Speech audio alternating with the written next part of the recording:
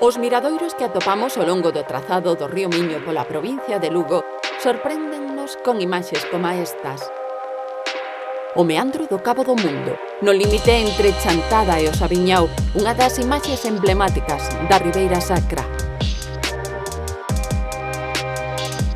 Excelentes vistas sobre ambas marxes, a de Chantada e o Sabiñao, ofrecen os miradoiros Terra Branca e o de Líncora, enclaves que permiten admirar os viñedos en bancais, sistema de cultivo propio da Ribeira Sacra.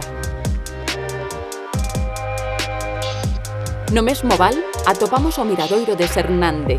Dende el albíscase a illa de Mallorca, unha elevación do terreo cuberta de vexetación que quedou totalmente rodeada polas augas do Miño por mor da construción da presa dos Peares.